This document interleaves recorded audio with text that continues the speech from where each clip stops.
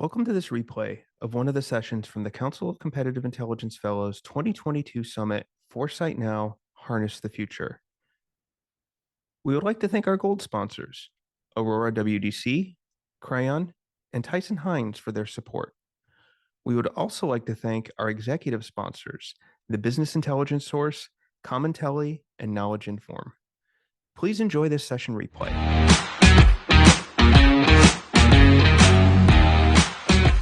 Greetings, everyone. My name is Derek Johnson.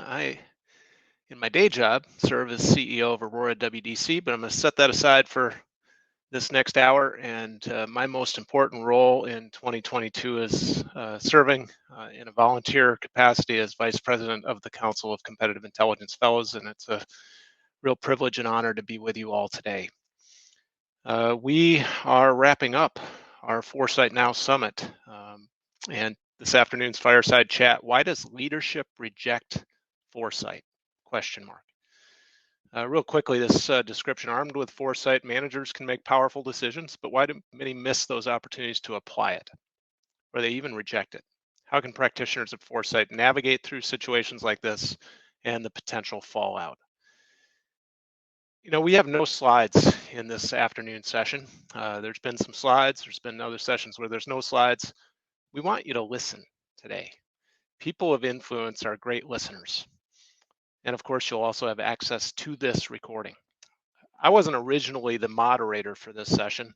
It was supposed to be my fellow Victoria Richard. But she had a work commitment come up, and I was approached and very gracious to step in and moderate with my good friend, Jason Voyevich. Jason and I have known each other for over 15 years. I hope that we can create a valuable set of final insights from Foresight Now that you can start to implement even as early as this afternoon. Welcome, Jason. Thank you for being with us. Oh, thanks a lot. I'm excited to be here and can't wait to get started. So Jason, you're a professional communicator. Is that right? I am.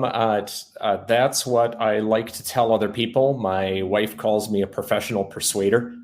Okay. I get people to do things they might otherwise not want to do for a living. And that is all I've done for the past 25 years. Okay. So you've been a chief marketing officer, a chief customer officer. You're a multi-book author. You've written this book, Marketer in Chief. That was your first book. What's the title of your second book? The second one is Boo's Babe in the Little Black Dress, How Innovators of the 1920s Created the Consumer Revolution. Okay. So I'm excited for that. That's later this year. It feels like a lot of synergy with what Eric and Terry were just talking about with the fourth H. When you're thinking about what went through with the Industrial Revolution and some of those things, probably a lot of lessons to be had or shared between the two. Yeah, Terry and I have shared reading each other's books, and I've had really good discussions about them. And, I had the opportunity to, both of us are students of history. And when you start to realize, what can you take out of those? What can you take out of what came before? And what are the limits of what foresight can give you from looking in hindsight? That's really Terry's point, is that as ages change, there's only so much about what came before that can be applied going forward. So fascinating book. If you don't have it already and you haven't read it, as an intelligence practitioner, I would go pick that up if I were you. Very good. So I think today, Jason, you're going to deliver us some well-reasoned arguments that challenge our attendees' assumptions, operating assumptions or otherwise, about the ways we're delivering insight and foresight to our leadership today. Is that right? I hope so. Really, when Victoria Richard initially approached me about this particular topic on, why leaders reject foresight, and approached me as an influencer, not an influencer in the Kim Kardashian sense of the word, but a influencer kind of behind the scenes, and someone who's in charge, who's been a leader and who has been in charge of speaking with leaders. And the reason I accepted it was so that I could challenge it. And she said it was totally fine. And then when I had hoped that you would be okay with my positioning on it as well, and you were. And my big point today, and we're going to start with this, is that by asking the question, why do leaders reject foresight? We're asking precisely the wrong question. The better question to ask would be, why do intelligence practitioners and foresight practitioners fail to convince leaders to take action? It might seem like just a semantic difference, but it really isn't. In one case, you are projecting the responsibility for taking action onto the leader. It's their choice to either decide to take that or not. In the other one, you are accepting responsibility. You are the one with the knowledge. The leader will never have as much knowledge as you've gained about a particular topic. It's your job to convince the leader, not the leader's job to accept it. Again, it's one of those things that seems like a really, just a semantic change. But when you think about the earlier in your career, you can figure out that it's on you to help convince someone. Your mind will be more open to different influence strategies and persuasion strategies, rather than being able to say, well, they didn't pay attention to me and it's on them and their fault. Either they're not informed, they're busy, they're dumb. I've heard it all, frankly.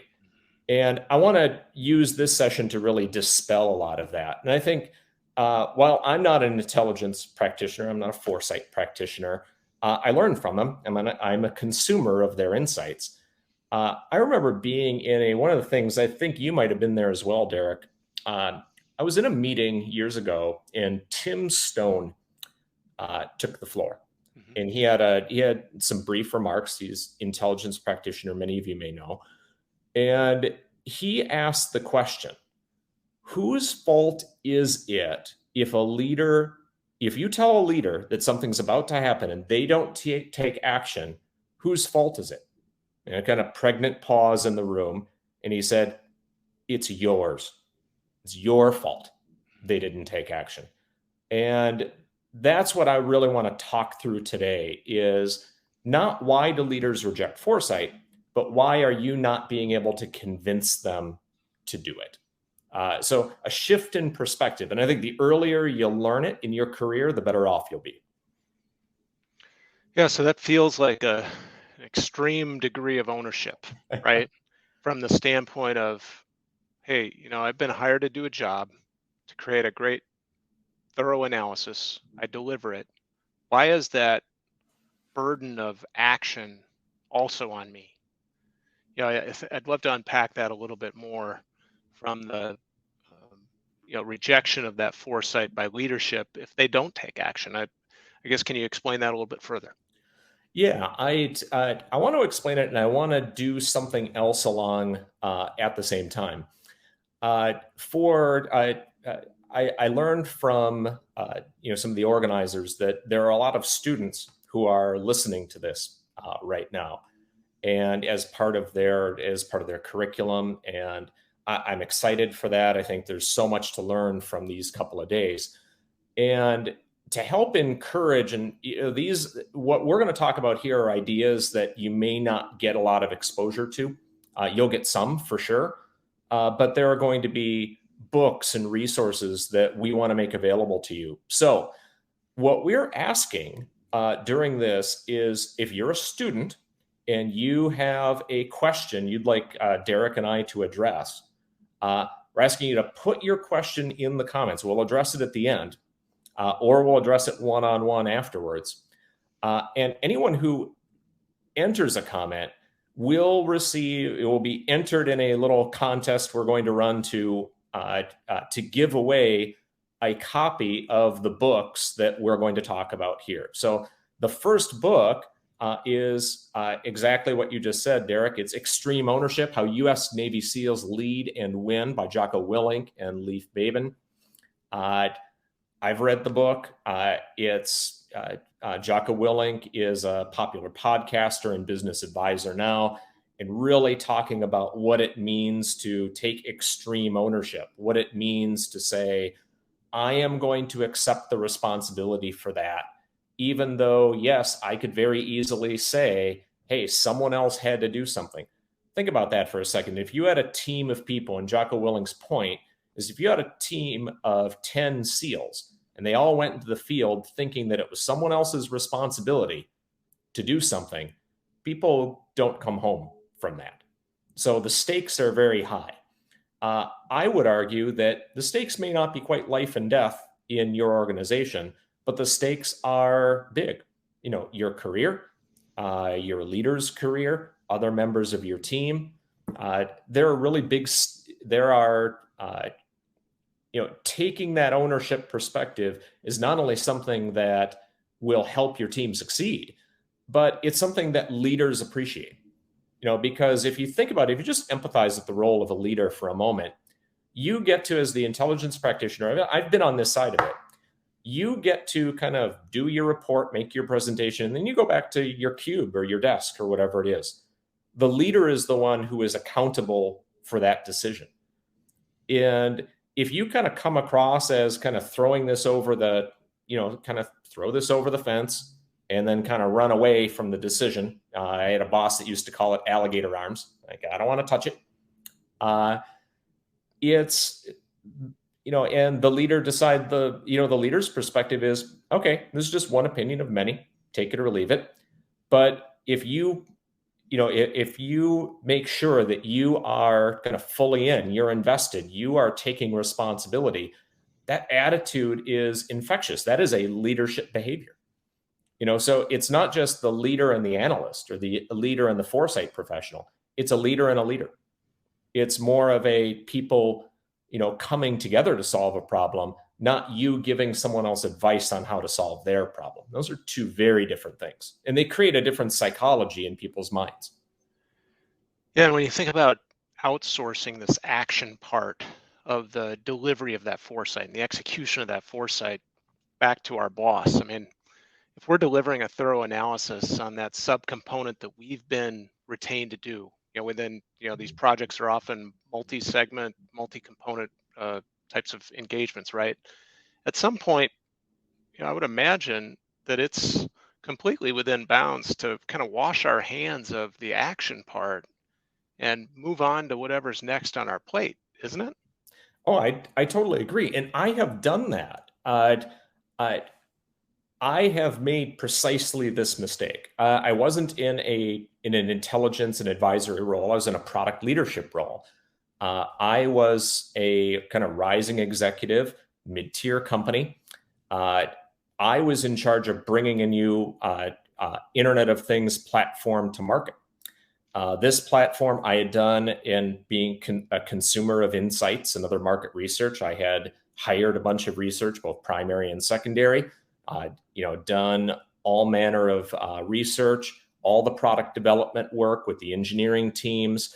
And it was my job to make sure, like, hey, I'm looking outside the company to figure out what's going to be next. I was trying to look, for where are the opportunities, what's it going to be like 1, 2, 3 years from now. And I had the authority and the opportunity to make that happen inside the organization. What I failed to realize, though, was that people inside the company were starting to kind of lose track of the accounting. They were, there was a lot of pressure on the CEO to kind of get control over that. The PE firm that owned the company was putting a lot of pressure on the CEO to fix that. Now, to be really clear, I had hints of all this and even a couple of conversations with the accounting department. But really, I did exactly what I see a lot of intelligence practitioners doing. I kind of washed my hands of that. I said, it is not my job to babysit the accountants and make sure that all of the I's were dotted and T's were crossed on that regard. It's my job to look outside. I washed my hands of anything that had to do inside the company. Well, I think you can probably see how this would have turned out. Fast forward 3 months, I got called into a meeting, whole company meeting. CEO was fired. New CEO came in. And the project was canceled. So I sat down and my dumbness wasn't over. My dumbness continued in a private meeting with the CEO afterwards, where I started to kind of pitch him on the idea. Like, oh, this is, I really tried hard to, kind of make a case. And he finally, like, he listened politely and he said, hey, why don't we go over to Cuzzy's across the street? I'm going to grab you a beer. I said, oh, wow, this is going well. He's going to go for it. We got the beer. He says, cheers. He's like, hey, dumbass, that project you're talking about got the last CEO fired. There's no way I'm going to touch that thing. And it kind of finally dawned on me that I needed to spend just as much time kind of looking inside the organization as outside of it. Otherwise, I might be right, but I might not be effective. And that's really the thing. I think a lot of the moral of the story there is that as an intelligence practitioner, you really have to understand not just your outside environment, but what's going on inside your company. What are the pressures that leader is facing? And yeah, it's easy to kind of wash your hands that that's not my job to understand what's going on in her life. But if you want to be effective, you better, because you might run into such a situation just like I did. Mm-hmm. Yeah, so in that previous session, Terry talked about maybe we're solving for the wrong problem at times. And maybe the problem definition isn't quite as clear. And you could argue that the leadership needs to step up to the table and make that problem definition clearer. The exchange between the analyst, foresight professional, and that leader in that position to do so needs to be more open, more transparent. If something does go sideways in these types of engagements, as we know they always can or will. Right. We plan for contingencies, right? That's really another great characteristic of foresight professionals is to plan for these contingencies and to be aware that they're not only possible, but they're likely in a lot of cases to happen. How can we, in moments like the scenario you described, Jason, accept responsibility in a way that allows us to maintain or even build credibility or trust, and use that to essentially gain even greater opportunities as foresight and insight professionals in the future? You have any experience with that? Yeah, it's the best professionals that kind of get into a situation where kind of what you're talking about is, hey, this thing went sideways and someone has to cast blame. And thank you, Cynthia, for putting a comment in about, like, hey, there's a difference between kind of poor leadership and good leadership. And I recognize and I respect that. I think, though, that very often, we fail to recognize that what may appear to be kind of a bad decision or bad leadership may actually just be we don't have the full story. As an intelligence practitioner, or even in my role as a product marketer, I didn't have the full story of what was going on in the organization. So when things go sideways, and most people think that the worst thing that could happen there would be, well, the finger of blame is going to be pointed at me. And the point I would make is take it. Say, no, that's on me. That is 100%, 110% my responsibility for not taking a look at that, for not accepting that, for not seeing that faster, for really not making the case to you, leader, that that this could be something up there. I'm going to work to do better. Help me be better, but it's on me to do that. Here's the thing: people who accept responsibility tend to get more of it. There's a little bit of it's one of those funny things in persuasion that we think that, it's kind of like, is there we talk about this with celebrities all the time. Is there such a good thing as good publicity and bad publicity? The answer is no. Publicity is publicity. And if it keeps your name up there and talked about, that's what's important. So as an intelligence analyst, don't be afraid to take that responsibility and say, nope, I own it. Help me get better. I want to make sure that I can get better. And you would be surprised. You're not going to get fired. It's very rare that happens. People who take responsibility tend to get more. People who try to shirk responsibility get a riff, get laid off. Simple as that. I would rather have people on my team who accept responsibility when things go sideways than not, every time. So that's my advice. And I've seen it again and again and again. Anyone who tries to pass the responsibility to someone else is caught in the next round of layoffs. Simple as that. So let me challenge you back. What do you think about the notion that maybe we're getting the problem definition wrong? Yeah.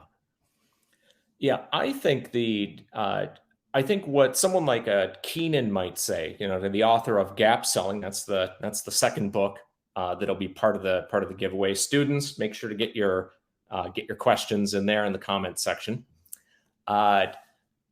What Keenan talks about in terms of problem definition is really what is the gap between where the organization needs to be and where you are now. He talks about it in a sales context. What is the gap between what is the problem that the customer is trying to solve? In this case, what question is your leader trying to answer? What are they really trying to answer? And understanding what the gap is. Because if there's no gap, there's no sale. And I would argue that if there is no gap, there's no value for the intelligence. Now, obviously, it's like, well, they're asking questions because they don't know certain things. Like, yeah, got it. What's the real thing that leader wants to do? Yes, there could be kind of the explicit question that's being asked. What are the questions not being asked? What are they trying to do in their career? What are they, what things are they trying to accomplish personally? What fears do they have about what things could be going wrong right now that they might be afraid to tell you? What do they already think the answer is supposed to be? And those are the things that might or might not, usually not get caught in a good reference interview. No matter how good the reference interview is, any time of a formal process, the leader's not going to want to write a lot of those things down. But kind of like an iceberg, those things are under the surface and they're moving. That's where most of the movement is going to happen. Mm-hmm. So in that context, Jason, what do you think really defines the difference between somebody having influence or being an influential practitioner and someone that doesn't have that it factor? I think what I've seen as really good news is the difference between kind of a bad analyst and a good analyst. And I mean, a bad is just poorly influential, and good meaning has the potential to be influential, is pretty easy. Most analysts these days, that come out of a program like Mercyhurst, absolutely understand what it takes to be a good communicator. Succinctly written, bottom line up front, what a Dr. Fleischer might call what, so what, now what now? Answering those kind of questions, making sure that you are ready for questions, making sure you will say you don't know, when you don't know, not trying to make stuff up. And being flexible to the style that the communication, the style of communication that the leader wants. Those are all, you have to do those things. And I want to impress on every student listening, if you cannot do those things, if you cannot deliver those, don't try to get to the next step. Don't try to, don't try to be that kind of trusted advisor, because then it's all sizzle and no steak. You need to make sure that you are delivering the goods. And then after that, say, okay, now we need to start to think about some influence techniques that are at the next level. As long as you are doing the core job, what they expect of you and what you're hired to do, then you can start to enhance it to go from being a good analyst, to a trusted advisor. That's really the goal. That's what we want to do.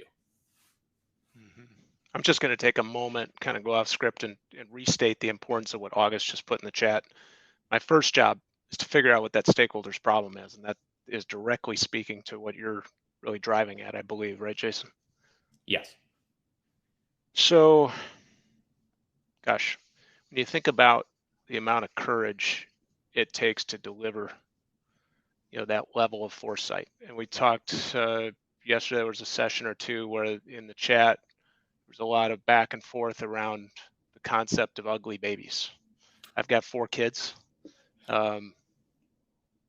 Obviously, I think they're beautiful, but sometimes your baby's just downright ugly. And sometimes the news that we as intelligence practitioners and foresight professionals need to deliver to our stakeholders is negative or ugly. And it takes a lot of courage to kind of step out of that, step into the firing zone, if you will. Yeah. That baby is ugly is kind of a tough mindset.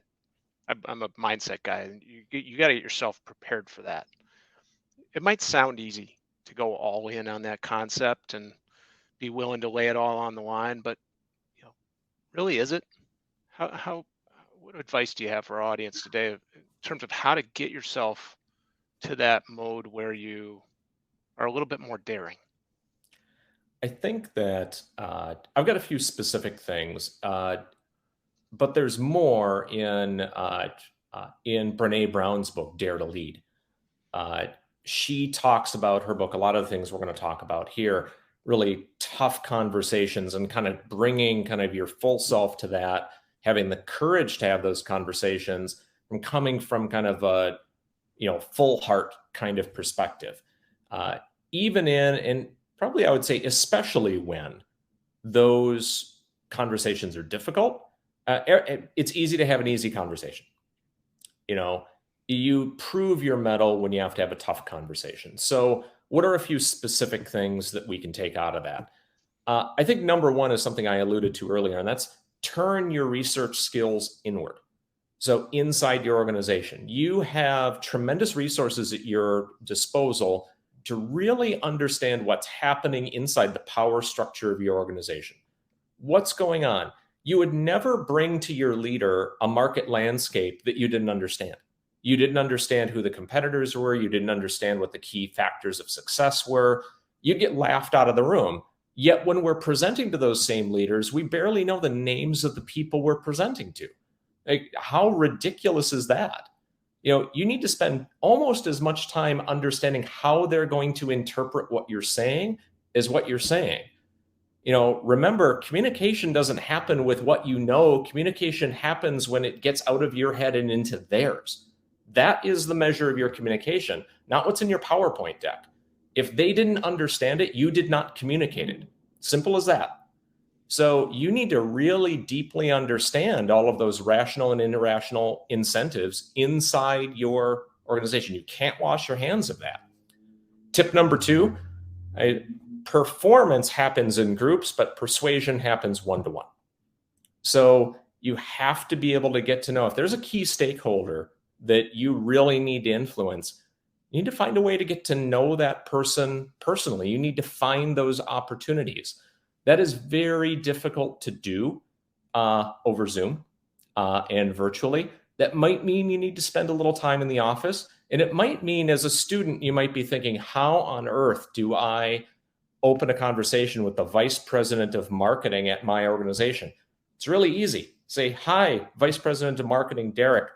My name's Jason. I'm new here. I would really love some career advice from you. Can you talk with me a little bit about, I'm just starting out. I would love to learn a little bit from you. That's a no-brainer. No one's going to turn that down. And you'll be able to kind of get to know them a little bit. They're going to want to help you. People don't throw people under the bus that they like. So you need to be liked. And then finally, and I think this is as good a tip for the young analysts as the older ones, good analysts are smart. Great analysts make you feel smart. Okay? That's maybe the biggest mindset shift. If I can communicate one thing, it's that, no word salads, no, kind of stunning vocabulary. This is all about stories, analogies, what's going to work to communicate and, kind of get that message across to that particular person. It might be different for each person, but that's why you're really persuading one-to-one. You have to know what's going to work, and there's no way to know what's going to work if you don't know the person. It's really difficult to do. So those 3 specific things: research inside your company, recognize that you have to get to know people one-to-one, and number 3, make sure they feel smart when they're done with a conversation with you, that they really understand it, because then they're going to want to have more conversations with you. How many people want to sit around and talk to people who make them feel dumb? And just you avoid that conversation. And if people are avoiding conversations with you, you by definition cannot be influential. Yeah, so that persuasion concept seems pretty easy to grasp. And I was having a conversation yesterday with my brother Eric, who moderated the previous fireside chat. I think he said it well back to me. He said, shouldn't co-creation of foresight, with leadership be a prerequisite for action? In other words, as analysts, we can't just go out and build a great forecast or a great predictive model of what's going to happen in the future. That process, in a perfect world, involves leadership as a prerequisite, essentially, to make it their idea. Yeah, I would say co-creation, my ass. The leader should think it was their idea. You should communicate so well that they think they came up with it. Because here's the thing: when you remember that when we talked about earlier that, like, hey, we're worried about things going sideways. We're worried about, hey, it didn't work, and they're going to point the finger at you and say, you didn't tell me. Well, if you're communicating well, they thought it was their idea, they're not going to blame themselves. It's like, oh, my idea isn't working. And the question isn't going to be, why isn't my idea working? It's, how do we fix this? How do we make it better? It's their idea. They want this thing to work. It's such a subtle difference in perspective. And you're right. Some comments, Rich, I totally agree with you. Rich Caldwell, by the way, ego is everything. If your mindset is wrapped up in being the smartest person in the room, you will never be more than a good analyst. Never. To be great means removing that ego and allowing the other person to take credit for that. You think that, like, oh, well, then I don't have value. Quite the contrary. You will be completely indispensable. They will never go anywhere without you, because they know deep down, like, yeah, their ideas are really your ideas. And even if they won't outward, come out and say that again. So it really does benefit you to be a good communicator and really kind of take yourself out of it and help them really understand it. What do they need to do? That's really your job, is how will they interpret what's going on? Because otherwise you can be right. Absolutely be right, but you won't be effective. And which one do you want to be? It's okay. But people who are right don't have long careers. People who are effective do. Simple as that. And I like what Ellen put in the chat. Getting leadership to think it was their idea works every time, of course. But you have to know them well. There has to be that trust factor. In order to get to the point where you can persuade a leader to take some action, the co-creation or making it their idea is an important piece of it. But that trust factor is just, it can't be understated just how important that is, right? Yeah, I think that one of the ways that, I use when I'm thinking about, like, how do I kind of get to know a leader? What are those, how might I work on persuading different types of people? It's important to realize that while everyone is unique, they fall into different categories. And one of the books I like that helps, it's a marketing and branding book, but it absolutely can be applied to leadership types. It's called The Hero and the Outlaw. And it's basically about the power of archetypes and kind of archetypal personalities, archetypal storylines. And when you start to kind of listen to your leaders, when you're having those kind of one-on-one conversations or even in group conversations, how do they see themselves? Do they see themselves as the hero, the champion? Do they see themselves as the defender of the brand? Do they see themselves as fighting the good fight? How do they see themselves? Like, what character are they going to be cast in their own movie? if we think about it that way and we start to, really say, okay, if someone is kind of adopting that kind of hero archetype, well, what does the hero need? What kind of advice? How do you communicate with a hero versus how do you communicate with the castle defender? How do you communicate with the Joker? How do you communicate with kind of the caregiver and the caretaker? Very different things. You present information differently, you build relationships differently, and it's a really actionable book to help you understand just how people see their world. And everyone's going to be a little different. You always have to test those assumptions, but it's a much better starting point than zero. Mm-hmm. And when you think about the vast differences in leadership personalities that we have to deal with, right? That's Right. where having some of these templates like the Hero and the Outlaw book, I would imagine allows greater mode balance or mode switching in those delivery mechanisms or delivery sort of competencies that we all rest on as foresight professionals.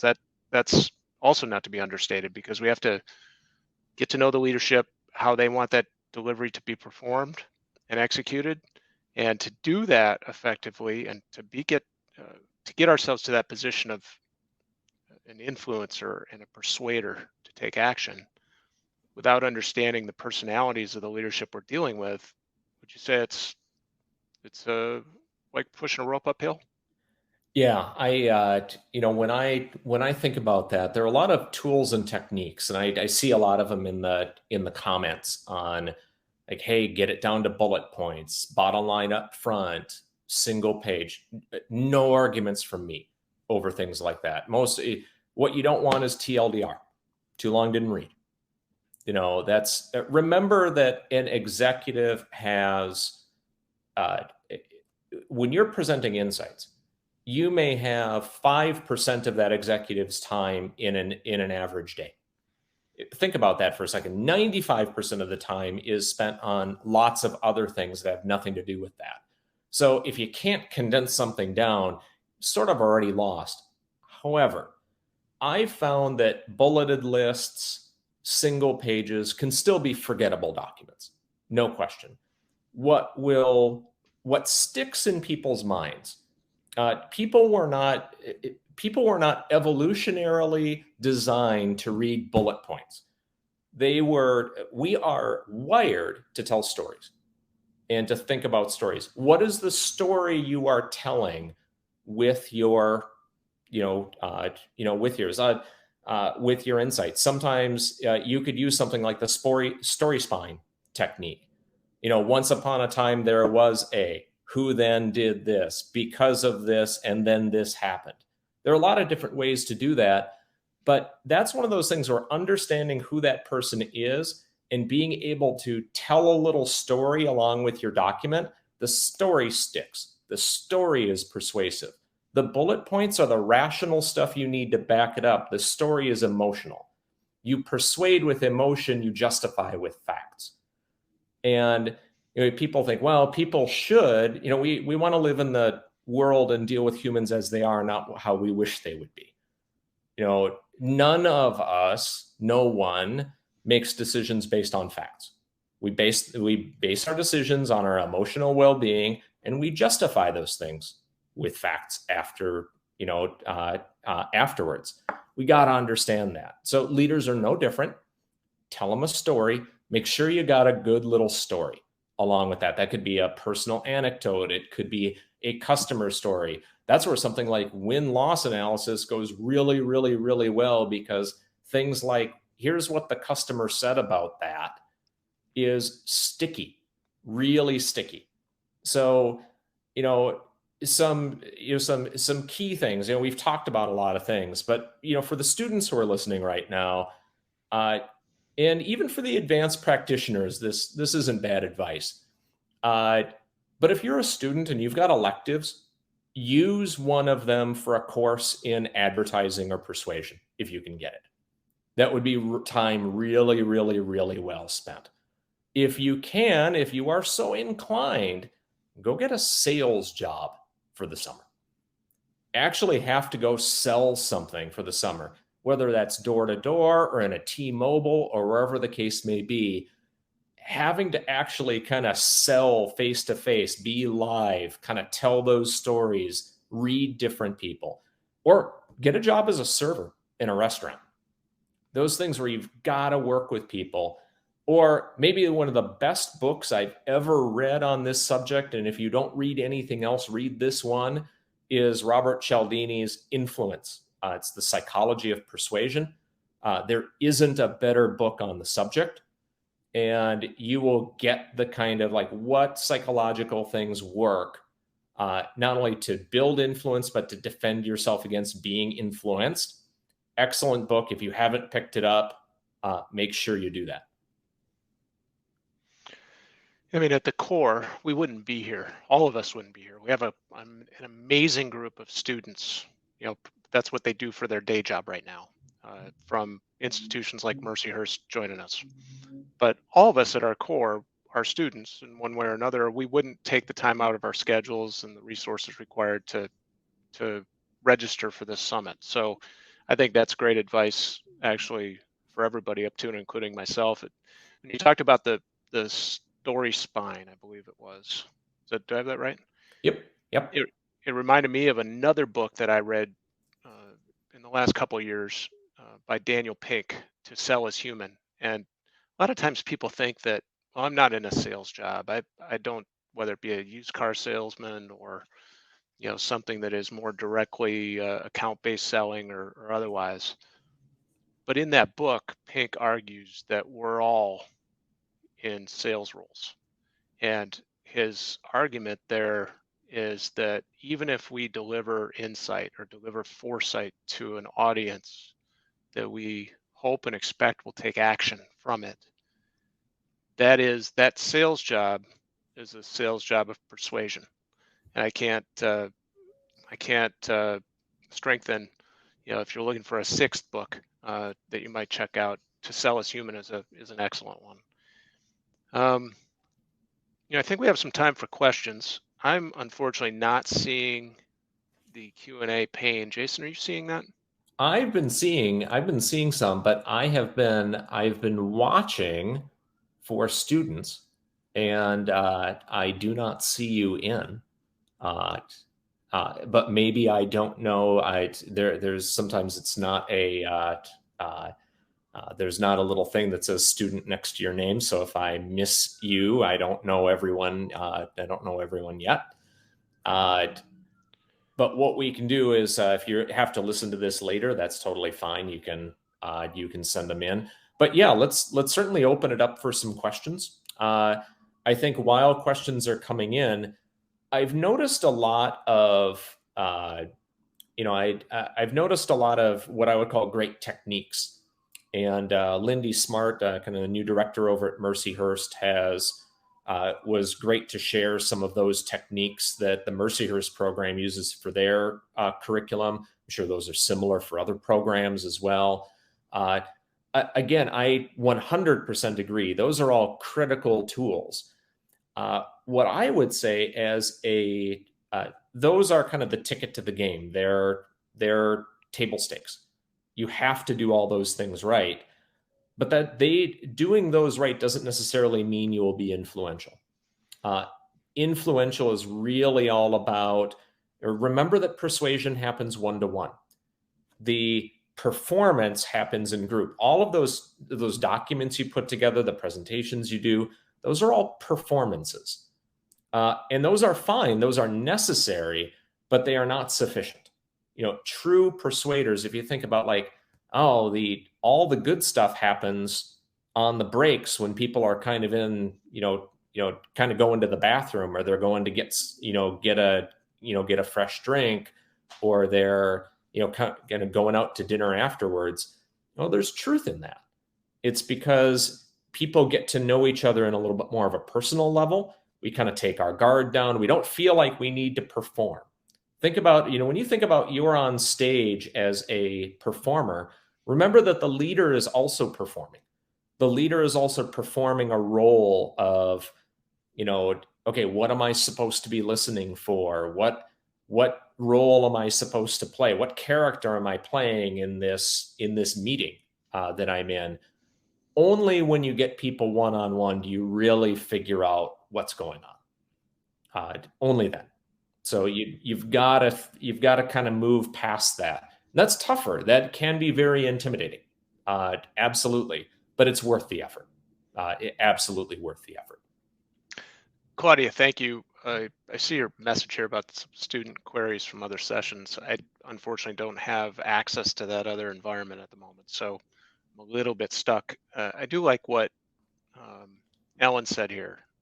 As selling is such a challenge for us as Intel professionals, we do the analysis, make the recommendations, but we don't sometimes feel like we're in a position to make or lead those changes. And I think that's where making it leadership's idea, even if it is co-created, that's where we'll get invited to the table to maybe not just perform and deliver the analysis, but to be invited to maybe be part of the solution.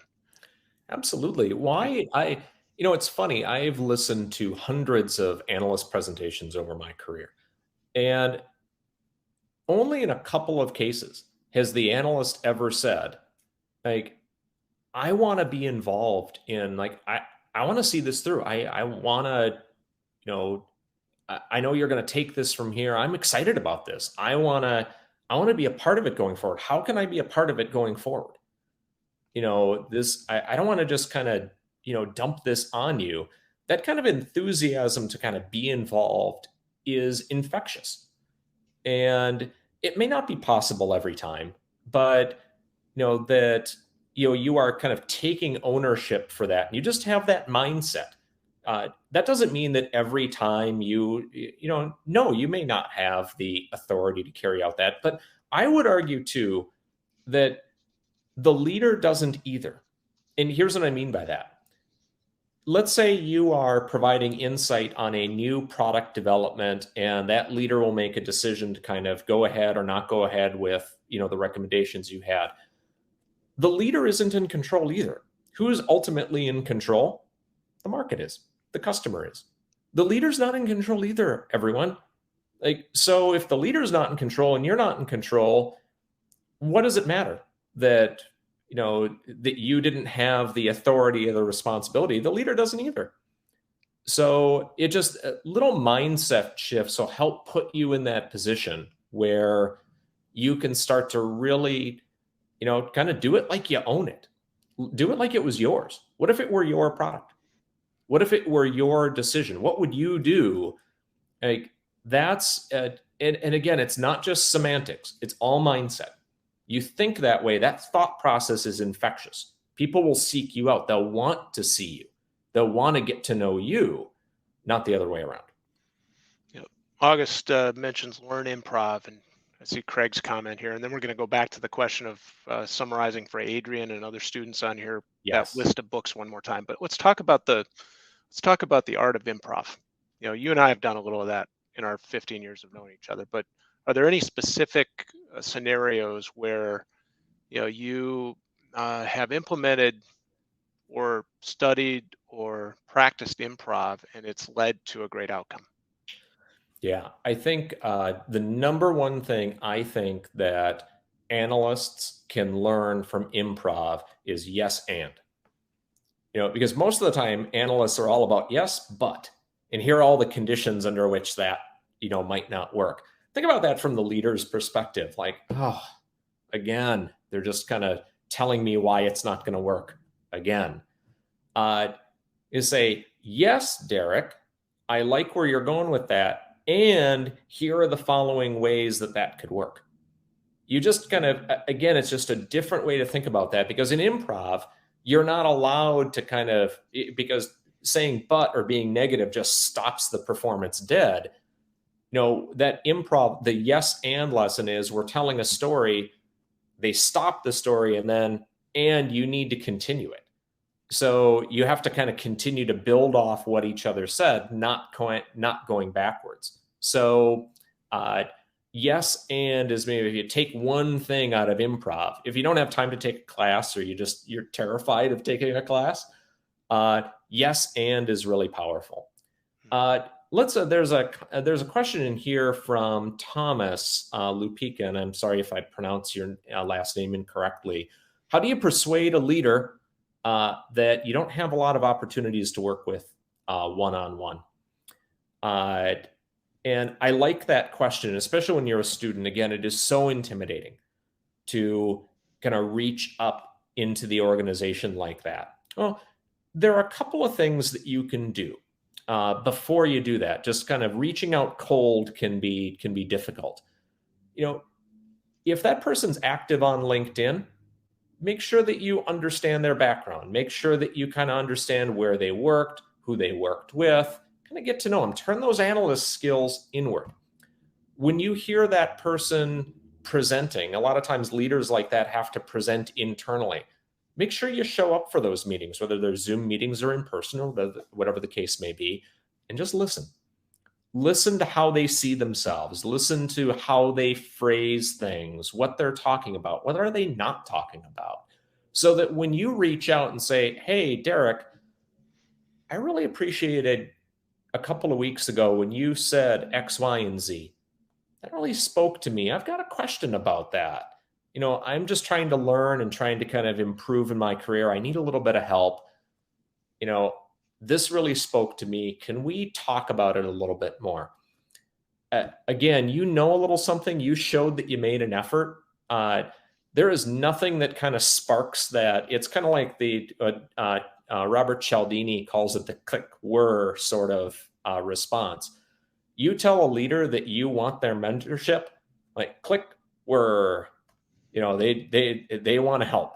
It's just it sparks something instinctual in people.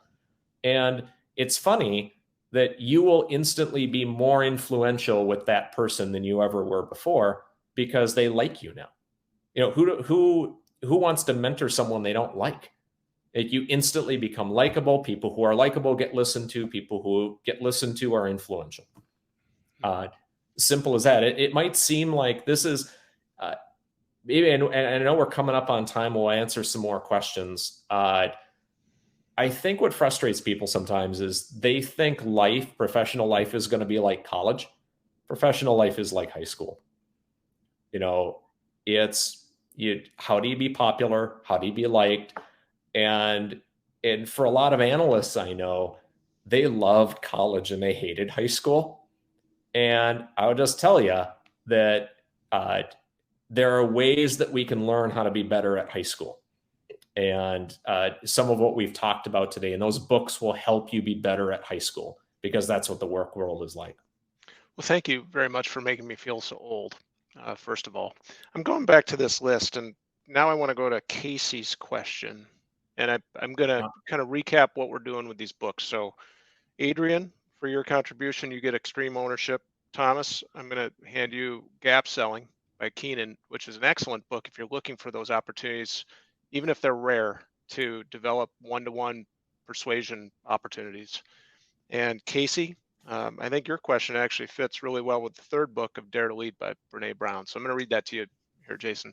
Are there any recommendations for students, new professionals, in circumstances where leadership is attempting to drive the direction or is hesitant to accept work results from a junior employee?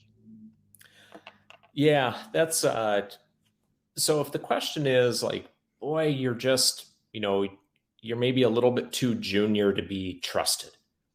And what I would say is that at least many of the best analysts I've relied on in my career have been younger.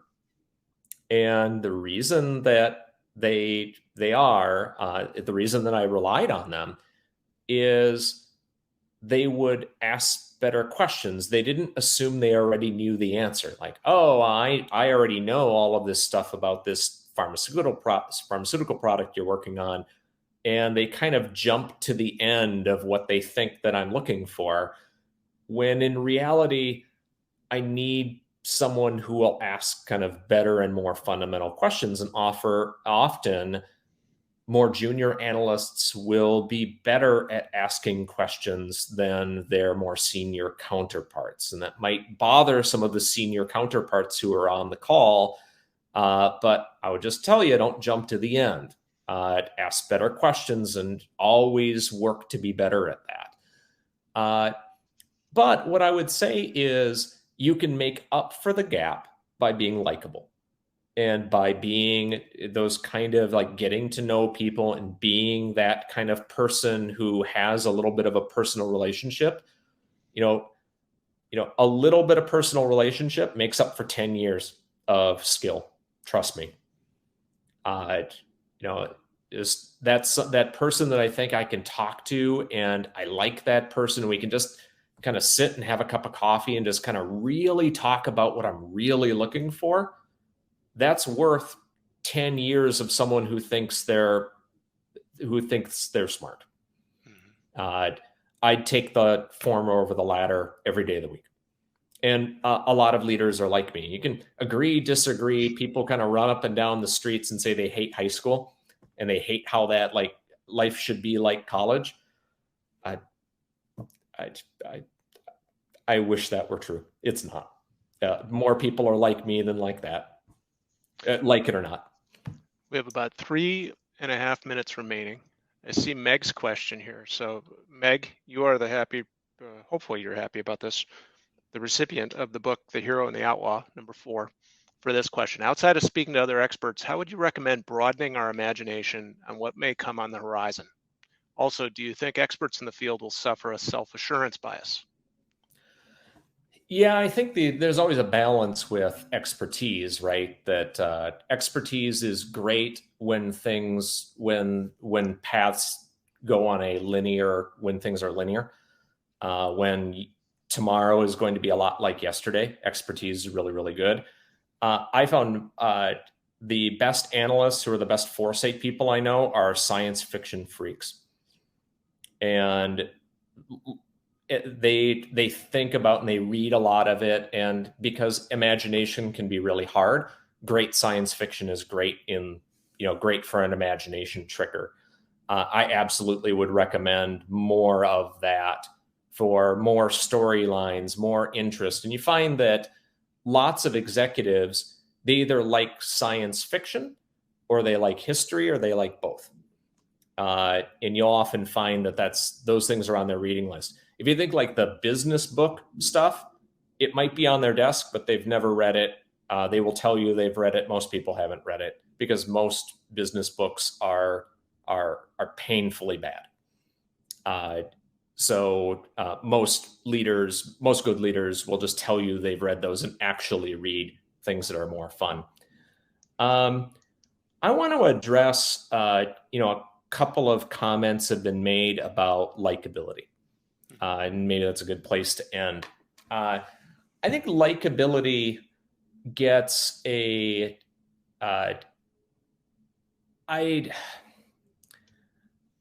think you're not thinking about it the right way with likability. That likability can mean, it doesn't mean bubbly. It doesn't mean friendly. It doesn't mean acquiescent. It means really, how do you become likable? All those things are not how you become likable. That's the research shows that again and again and again, that people see that as sycophancy. What's the fastest way to become likable to someone is show interest in them. And we mean a professional interest, of course, but show interest in what they care about for their career. They're interested in these career objectives, these market objectives. Show interest in those things beyond what you're being asked to do.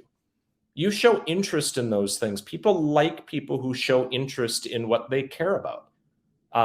They're instantly likable. You don't have to be their friend. You don't have to hang out at the bar. You don't have to do all of those things that people think about with likability. Just show interest in what they're interested in. Really as simple as that. And I think you can sidestep a lot of the tricky parts about kind of the dangers of likability in kind of power relationships can get really funny. Showing interest kind of sidesteps a lot of that, which is maybe the best advice there. thank you, Ellen, for putting at least one option there in the chat for us to all study that likability, factor a little bit more. It's not meant to discredit, it is a real thing in some organizations that, if you don't look like other people, don't have some of the same behaviors, et cetera, it can be an uphill challenge. And, we certainly acknowledge that. I want to just mention that from Sebastian's question that Claudia posted there, we may not have time to really do it justice here, but at the university level, what needs to be done to make sure students are leaving college with a good basis to add to the foresight conversation in the workplace? Jason, any quick reaction to that? Yeah, that's that's a tough one. I think foresight, the best thing foresight professionals could do is to become better storytellers. The number one thing that they could do. That will really help people kind of see a vision of the future in a story arc that they can see happening. How will we get from here to there? Who are the characters? What will the challenges be?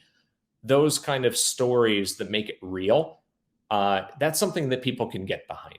Just the facts and figures, that's tough. That's going to convince very few people. Mm-hmm. Well, we've covered a lot of ground in an hour. Jason, how do people approach you? I know you to be approachable, but for the audience that might want to say, hey, I want to look that guy Jason Voyevich up. I want to connect with him. LinkedIn, the best way to do it? Yeah, LinkedIn's the easiest way because there aren't, for good and for bad, there are no other Jason Voyeviches on the planet. That is, that's a good thing in one respect and really bad thing if I drive poorly. So you find me on LinkedIn. It's exactly kind of how it's spelled on the screen there. You'd say, hey, we connected on, during the, I listened to you on the CI Fellows. I either agreed or I hated what you said or whatever the case may be. You want to continue the discussion. Let's do it. Let's have it. Set up some time to do that. You can, once you connect with me, you can get my email. Anyone who gets any of those other books, I'll send you a copy of my book as well, because I can. So we'll talk about that. We'll handle that all offline. Yep. Well, thank you, Jason, for closing the Foresight Now Summit with a really interesting topic, one that can be controversial.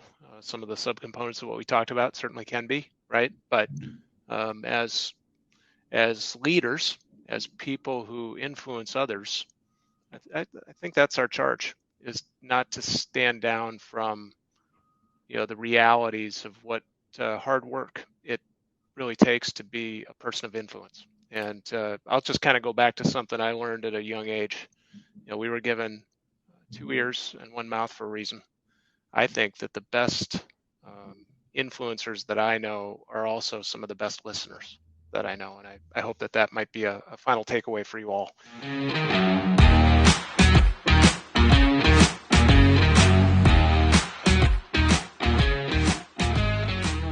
We hope you enjoyed this session replay from the Council of Competitive Intelligence Fellows 2022 Summit, Foresight Now, Harness the Future. We also hope that you'll join us for future educational programming that advances the field of competitive intelligence and adjacent fields. If you'd like more information about future events, the Fellows, or our competitive intelligence community of practice, please visit the link in our Vimeo profile. Thank you so much.